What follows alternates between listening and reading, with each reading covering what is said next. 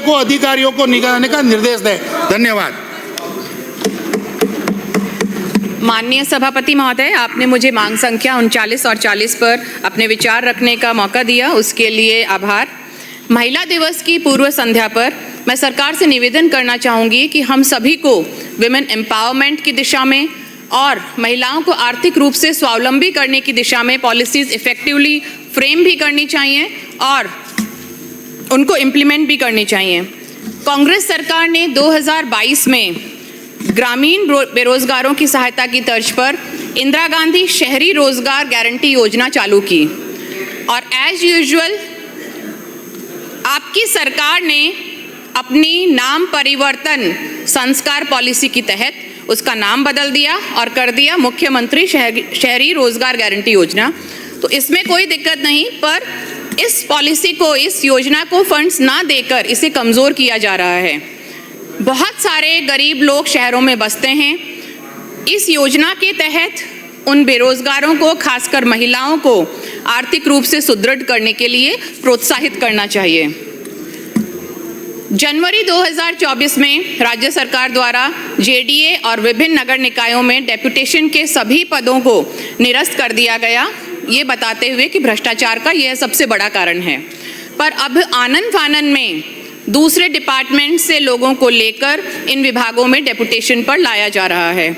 जब वर्तमान में ईओ और आरओ की भर्ती प्रक्रिया अभी वो प्रक्रियाधीन है, तो इस भर्ती में क्यों ना पद ही बढ़ा दिए जाते, क्योंकि ये जो आप पॉलिसी लागू कर रहे हैं डेपुटेशन वाली, उसमें पोटेंशियल चांसेस हैं कि इसका राजनीतिकरण हो और जिन लोगों को नगर निकायों के नियमों का ज्ञान नहीं है और बायलॉज का ज्ञान नहीं है, वो इफ़ेक्टिवली काम भी नहीं कर पाएंगे, जनता इससे प्रभावित होगी।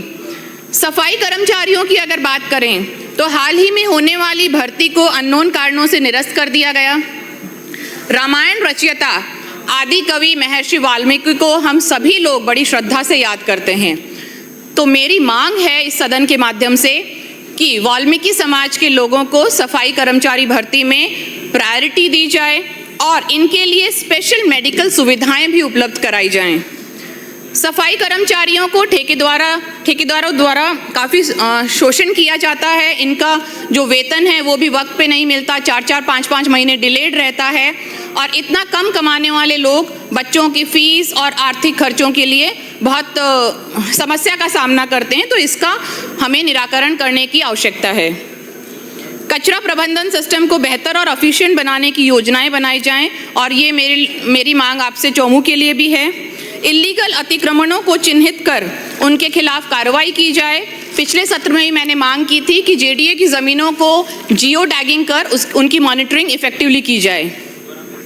रियायती दरों पर पट्टे देने के लिए कैंप्स लगवाए जाएं ताकि आमजन राहत की सांस ले सकें। यूडीएच मंत्री महोदय से आपके माध्यम से मेरा निवेदन है कि चौमू जयपुर मार्ग पर अत्यधिक रोज़मर्रा ट्रैफिक रहने की वजह से ट्रैफिक जैम की समस्याओं का सामना करना पड़ता है। अतः जयपुर को चौमू से मेट्रो रेल से जोड़ने पर विचार किया जाए। चौमू शहर में सीवरेज सिस्टम को डेवलप किया जाए। बहुत बार कहा जाता है वहाँ पानी की समस्या है, तो वो हमने निवेदन हमारे पीएचईडी मिनिस्टर साहब से कर लिया था, तो शायद दोनों मंत्री मिलकर हमारी दोनों समस्याओं का हल कर दें। कॉलोनीज़ में बहुत सालों से नगर परिषद और जेडीए द्वारा नालियों का निर्माण नहीं हुआ, इसलिए सड़कों पर कीचड़ और पानी भरने की समस्या रहती है। शहर में सफाई व्यवस्थाओं को भी बेहतर करने के निर्देश दिए जाएं। मोरिजा क्षेत्र जो जेडीए के अंतर्गत आता है, उसमें सर्व समाज शमशान भूमि के लिए मोड़ी डोंगरी वार्ड नंबर 2 में भूमि आवंटित की जाए। बंदरों का आतंक बहुत सारे सदस्यों ने अवगत कराया, वो हमें भी सामना करना पड़ रहा है, तो उसके लिए भी कुछ समाधान सोचा जाए।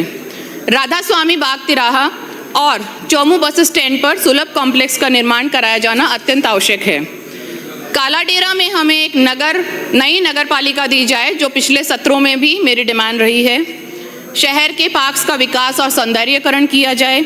नगर परिषद में जेएन की पोस्ट बहुत समय से रिक्त है, इसलिए शीघ्र ही हमारे वहाँ पर एक जेएन को पोस्ट किया जाए। जेडीए क्षेत्र में आने वाली सभी क्षतिग्रस्त सड़कों का नवीनीकरण और निर्माण कराया जाए। इसमें खासकर एक बड़ी सड़क है जो NH-52 अनंतपुरा जैतपुरा मोड़ से अनंतपुरा गांव तक जाती है, तो उसका भी नवीनीकरण कराया जाए। उम्मीद है कि हमारे UDH मंत्री महोदय इन मांगों और सुझावों पर पॉजिटिव रूप से विचार करेंगे और यह सारी चर्चा बहुत ही सार्थक साबित होगी।